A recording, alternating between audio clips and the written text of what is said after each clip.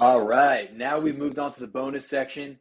Now, in this section is going to be all about how to increase your pace for each of those steps. So, doing the steps in this section are going to give you such a huge level up in life. I cannot even begin to tell you how much you're going to level up, even from this video alone, if you follow this advice. I've taken this and I'm just giving you the truth of what I've done in my life, and it has been so beneficial. And you can decide for yourself, but at least you're getting the information and it'll help you better see both sides and you can make a more informed decision, because that's what wisdom is, seeing both sides of the situation and then choosing the best path accordingly. So let's get into it. Bonus section. We're going to be talking about buying versus renting items, and we're going to start with houses. So you may hear all the time, buying a home is an investment because I'm putting equity into it. It's equity, it's an asset. Okay, let's talk about this, because this is absolutely a myth of the and I fell into it too. I always thought, hey, I got to get a house. Everyone's buying a house. I need to take out a loan to get a house, and so I can get ahead because got to be a millionaire and all these things. Listen, first of all, the equity in your home is illiquid, meaning in the definition of illiquid is not easily converted into cash. All right. And so the equity meaning the money that you're using towards your mortgage to put in your home as equity is illiquid, meaning in order to get that equity, meaning get that money that you put in out, you have to either borrow against it or sell your home just to get the equity, meaning to have that cash. So if some people are saying, oh, it's an investment because I have equity into it and I'm going to have my emergency fund in my house. Well, if you do that, in order to get that equity out for your emergency, you have to either take out a HELOC, which is a home equity line of credit. So you're basically borrowing more debt against it to pay off your emergency fund, or you have to sell your home to get the equity. Also, what if you need it in case of an emergency? What are you going to do? Like if you need the money in case of an emergency and you're not able to take out a HELOC or you don't want to take it out as a HELOC, let's say you have to sell your home. Well, how long does it take to sell a home? Like right now, the market's hot. At the time I'm making this video, but that's a whole nother situation. The market's hot because inflation's hot. Inflation is rising so high and at a rapid pace that everyone's selling their homes for $50K above asking price, and they're thinking, wow, it's a steal of a deal, I'm making so much. But really, the inflation of the US dollar is so high because of the money printed that it is just, and all of this is covered in the Crypto King course. We talk about inflation and everything. Don't even get me started about that. But if you need to sell your home, it's not in a liquid asset. So cryptocurrencies, you can immediately borrow against it, or not borrow against it. You could you can't do that, but I recommend you don't. But with cryptocurrencies, you can immediately transfer it into your cash, right? So you can transfer it into your bank. Homes, you can't just convert it into cash unless you go get a HELOC, and that takes paperwork and it takes time to do all that. So it's illiquid. But crypto, for example, is liquid. So that emergency fund that we set up, that's liquid, meaning if you need it today, boom, you can get it in 5 minutes. That's very liquid. And there's levels to liquidity. And homes are illiquid because, yeah, you could sell your home in one day. You could get it, but majority of the time, there's some people that have to wait a year to get their home sold. All right. Now, you've also heard, I have to have a place to live, so I might as well buy a home instead of throwing away money renting. So buy renting. Oh man, this is a myth, okay? Because we're gonna weigh the positives and negatives, but the cost, you are paying so much more. Let's say you rent one place for 30 years versus you live in a home for 30 years. You're gonna pay more on the home. Property taxes. We're talking fixes. Let's say you have a pool. Okay, you have to keep up with the pool. Let's say you AC breaks. You gotta fix that. Plumbing.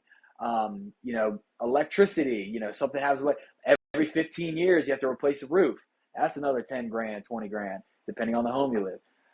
There's all these different things that are hidden expenses that people don't realize. And on top of that, you're paying interest on your, so you're having compounding growth work against you. That's what that interest is. It's compounding growth work against you. And we're talking about a lot of stuff, but that's another myth. Another one is everyone else is my age is doing it. Well, this is a complete, you should not listen to this, because if everyone else is jumping off a bridge, do you jump off a bridge? Or if everyone else is doing drugs, do you do drugs? Listen, don't follow the crowd. If you want to really see success in life, look at what the majority of everybody else is doing and do the opposite. Okay? See that, oh, everyone's buying homes? Okay, I definitely shouldn't buy a home. Oh, everybody's or nobody's getting into crypto? Okay, I need to be in crypto. Well, people are starting to get into crypto, but I've been in since 2014, when no one even believed in crypto. So that's just another example. So, oh, everyone's taking on debt. Do not take on debt. I'm telling you, because the secret is doing opposite of the majority. Okay, everybody eats this way. I'm not eating that way. Everybody, whatever it is they do. People love to do this. Okay, if the majority of people are doing it, boom. Also, look at the people who are doing it. If they don't have the result you want, don't listen and don't do what they're doing. Look at the people that have the results that you want to achieve and do exactly what they're doing, or listen to their perspective on it, and it'll shift your perspective. If you want a six-pack abs, don't go to somebody just because they have a PhD in nutrition, but they're 300 pounds overweight and have no six-pack. I would rather go to the guy that doesn't have a PhD, but he figured out a way to get a six-pack, and I'm going to listen to him because he has what I want to achieve. So everyone else is doing it. Don't listen to that. I want that feeling of owning my own home. How many times have you heard that? This is probably in your mind right now. I just want that feeling of owning my own home. Well, this is what we call pride. This is, you know what? This is taking on debt and affecting future generations, because at the end of the day, every investment decision you make, your children and your grandchildren are going to be affected by it. And if you say, okay, you just want to be single the rest of your life, I get it. This isn't for you then. And you can go buy a home, and it's still going to hurt your investing. So I need that feeling of owning my own home. That is not godliness with contentment. If I have the feeling of renting, I should still be content even if I don't own a home. I should be exactly as content as if I did own a home. There's that godliness with contentment that we've been going over. So if this feeling is worth more than, this thing, buying a house at this age, like I'm 25 right now, right? There is a opportunity cost that comes with it, right? And I'm talking mainly if, you're single, you don't have a wife or children, or, all those things, whatever. If we're talking strictly investment, this is what we're talking about. This feeling will cost me, it would cost me if I, purchased a home. It would cost me 10 to potentially $100 million difference on my goals based off compounding. Meaning the opportunity cost of investing early into other lucrative investment vehicles, such as crypto and the right ones, etc., versus just putting all that equity into a home. So you've also heard buying a home to live in is a good investment, right? And then you ask them why, and they either list all the ones that we've been saying, but they'll say, oh, it's putting in equity, or it's a good investment, but they don't know why. They just say it's a good investment. Well, compared to what? Buying bonds? Okay, yeah, you're probably going to get more than buying government bonds. And there are some people that still buy government bonds, and they're absolutely foolish for doing that because of inflation and all these different things. But yeah, compared to buying bonds, yeah. Compared to Bitcoin, no. Compared to Ethereum, definitely not.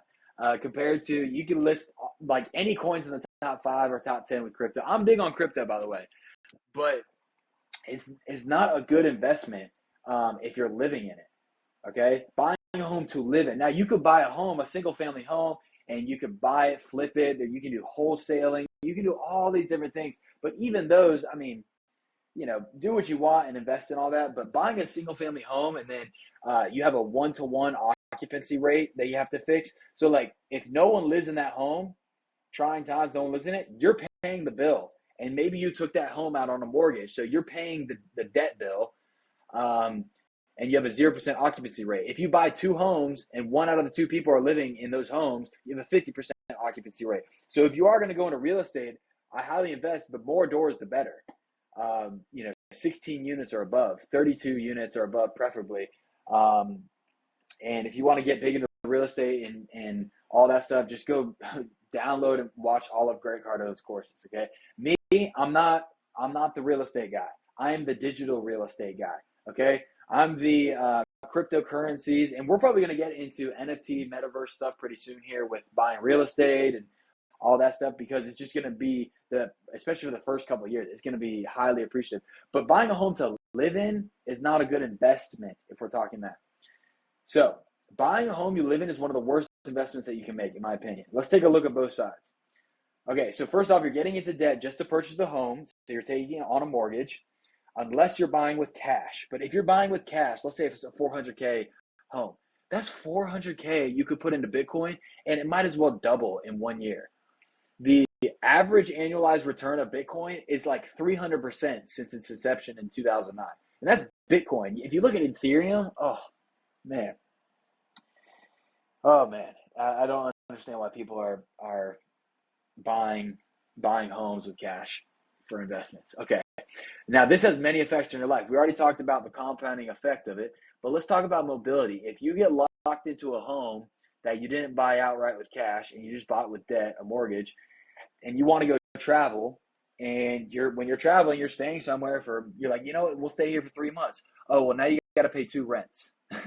You got to pay rent for the place you're staying while you're traveling, and you have to pay rent or your mortgage back home. So you're paying double versus you say, you know what, I want to go on a 3-month trip, and you can just cut off you can end your lease. Maybe you have to pay a penalty, a 1-month penalty, but if you're planning in advance, you're prudent about it, you can go 6 months, live somewhere else, and you're not having to pay the double rent. So mobility is huge. You can get up and go at any time. And here's the thing, even if you want to sell your home, there's all this paperwork and time, and you got to sell your home, and I don't even want to deal with all that. By the way, everything that I'm talking about here, you can live in a home and rent the home. You don't realize you can do that. You can live in a home and you can have a long-term lease, whatever you want to do. And if you break the lease early, you got to pay a penalty, whatever. It's the same thing with renting. You can live in a home by renting it. So mobility is huge. Also, there's physical, mental, and spiritual effects of being in debt. We've already gone over them in the course, but there are so many different things about being in debt that I want to set you free. The truth will set you free. You will lend to many nations and you will not borrow. So there's those effects, and that affects your health, your thinking, your feeling, and your way of life. And oh man, I couldn't imagine doing all that stuff right now. So there's also an opportunity cost of putting that. So we're just going to go over this real quick. So let's say you put $400,000 and you just bought a home. We're just talking about buying a home in cash, right? And you put $0 into it. You just bought a home for $400,000. And then after 30 years, let's say the home appreciates 4% per year, okay? Okay, you will have 1.2 million after 30 years. So if you're 25, or let's say you're 30, then by the time you're 60, you will have 1.2 million. Okay, not bad. But that's in your home, by the way. It assumes that the value of your home appreciates at 4% per year.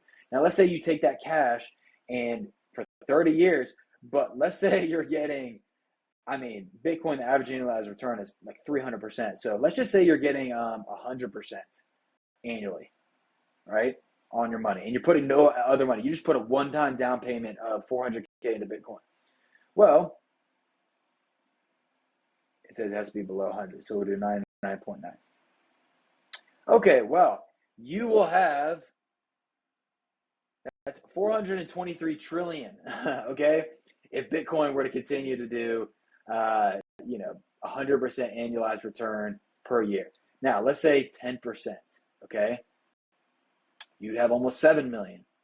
Let's say it does, on average, 20%. And by the way, you may think this is crazy numbers. I said 43 trillion or whatever, but the billionaires are now the millionaires based off inflation, because it's taking, like, as Bitcoin is increasing, inflation is rapidly increasing. So, and by the way, the price of Bitcoin will be $10 million one day, $10 million per coin. It could be 100 million, based off supply and demand. And any of you think I'm crazy, you need to go watch Crypto King and see everything explaining that. Let's say you're making 30% per year annualized. Okay, you will have $1 billion in 30 years. That's why it's like, okay, being a billionaire, it really isn't that crazy or profound. You know, if you were to put 400K in today, now some people, they don't look at that, or they don't have 400K to put in today, but you know, if you have 400K by the time you're 30, and then you for 30 years you get 30% on your money, you will be a billionaire. That's the power of compounding growth. So now let's go. So there is an opportunity cost of not putting that money to work. Warren Buffett said, if you don't find a way to have your money work for you, you will work until you die. Okay, so you need to put that money to a real investment and not just a 4% average annualized return. So also, compounding growth is working against you in interest with debt. So that whole compound interest that we just showed, that's imagine you just keep going up and up and up. You have nothing holding you back. You can just keep building momentum. Remember the power of momentum we were talking about. So, but if you have debt, it's going against that, and it's pulling you back on that. It's actually working against you. So you don't want any kind of compounding growth working against you. You don't want compounding decay. Excuse me. You don't want compounding decay working against you. You want compounding growth working for you. All right, these guys here. Charlie Munger, he said, or Charlie Munger, which is the partner of Warren Buffett, he's a smart man. So we're talking here about compounding growth working for you. He talks about you don't want compounding growth working against you, which is why he'll hold his investments. Oh, wait, these guys worth, he's worth like 90 billion. He's worth like 5 billion. And these guys are masters of investments. If you want to get investing advice, go to the guys that are masters.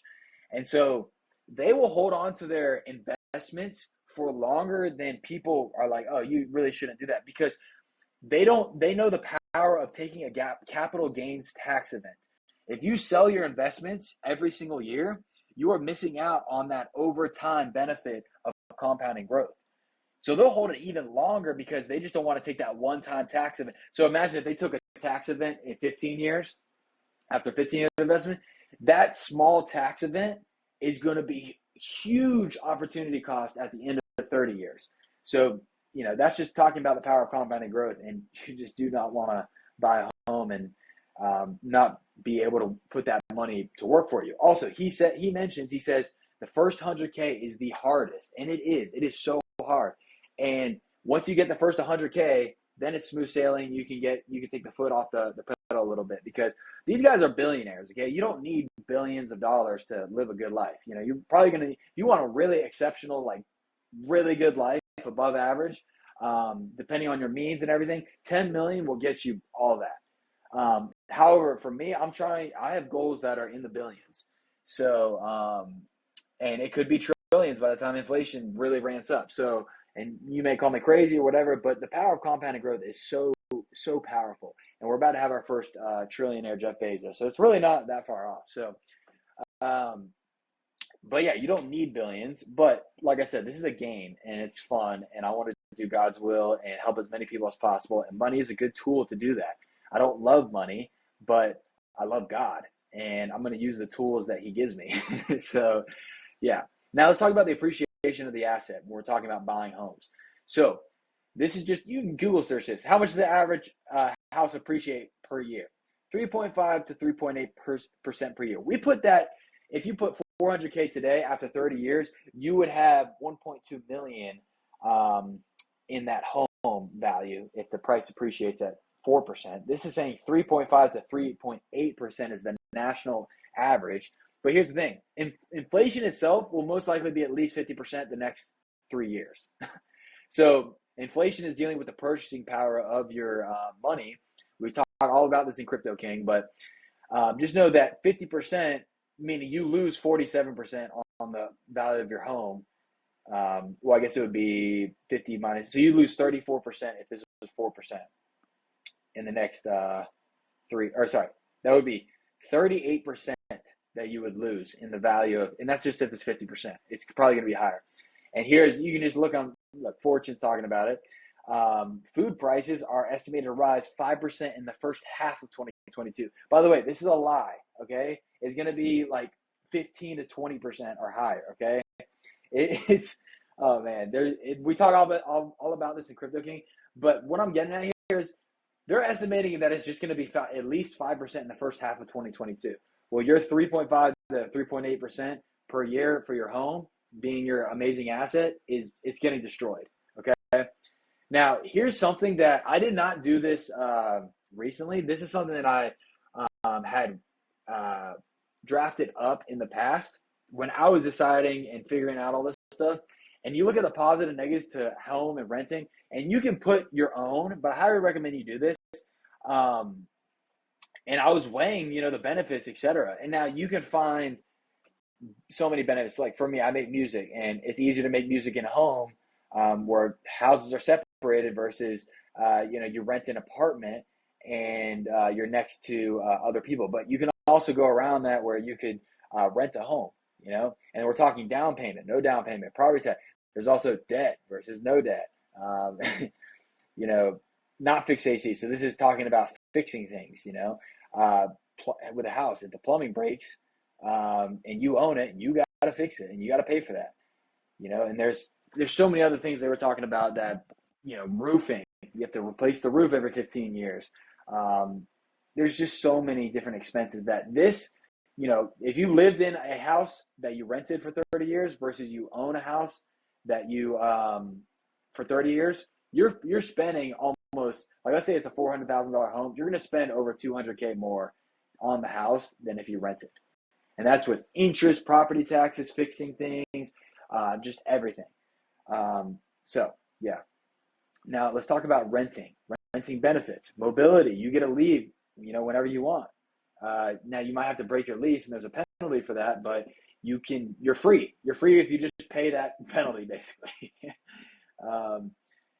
And also if your lease is coming to an end, you don't have to pay that penalty. You can say, hey, when the lease gets up, you do this. So also there's freedom, peace of mind, knowing that you're not in debt. You have the ability to, you're not locked into this property that you owe things on. The borrower will always be slave to the lender. That is an absence of freedom. Slavery is not freedom. Also, patience, character building. It really forces you to go harder with your investing because you're like, okay, if I want to, like, here's the thing. You can buy a home just for leisure, right? Like if you have $1 billion, I mean, what's buying a $10 million home? It's nothing. So I'm not saying I'm never going to buy a home, but for sake of investing, I'm not buying a home for an investing sake. I might buy a home just because I have cash to burn, and it's like buying baked beans. You know what I mean? Like that's the thing with buying cars, etc. Like, I'm not saying never buy a car or never buy a home, but if you're doing it for investment sake or you haven't made your goals achieved, then you shouldn't be buying it. If you buy a $30,000 car on debt when your net worth is less than $5K, versus you buy a $30,000 car when you have $1 million cash and you're debt free, those are two completely different things. Okay. And one guy, we're going to talk about it, but one guy is trying to get ahead of the game and just look good. And the other guy is actually trying to be good ahead of the game, and then he'll look good. You know what I mean? So also compounding your growth in investments. That's a benefit of renting. You get to compound your growth in investments so much faster. So which will you choose? You got to decide. Let's talk about cars. Buying versus leasing. Leasing is basically just renting. Okay. I have to have a nice car because all my friends have a nice car. This is childish. This is, and a lot of kids grow up thinking this, but there's people that are like 30, 35, 40, 50s that think this exact same way. And you have got to get in your mind, you are not trying to impress other people. It'll help you so much more in your life. Like me, I have so much contentment in who I am. And we'll talk about this more as we go on, but I have contentment with who I am, what I have, because I know it's all increasing too. And the fact that I'm content with everything I have now, every little thing that I get added on, I have a celebration. I get so excited when little things get added on because I've journaled out every single thing that I'm grateful for, like down to the minute details. I'm like, man, I got this, I got this. God is so good. And from the outside, like you might be like, oh, but he's not a millionaire yet. So how can he be, happy? Well, it's like I have so many different things to be grateful for. And I know it's a very short time until I am a millionaire, but I have the mindset of a millionaire. I have the habits of a millionaire. Everything of the millionaire besides the $1 million number yet. And it's very, very soon. So um, I have to have a nice car because all my friends have a nice car. Okay, that's childish. People will make fun of me or look down on me for the car I drive. I actually have had this happen to me. And guess what? It is so freeing because I knew in my mind, I was like, this is not somebody I need to be around. Oh, man. So the wisdom gained from that is you can't buy that kind of wisdom. Wisdom's worth more than money. Right now, whatever you pay for this course, this is going to be worth way more if you see the truth in these things. Oh, people are going to make fun of me or look down on me for the car I drive. Well, you don't need to be hanging around those people. They're going to hold you back from your dreams anyways. If you tell people your dreams and they start laughing at you, that's a good thing. That's a good lesson because then okay, I need to stop spending time with you. You've given me the signal.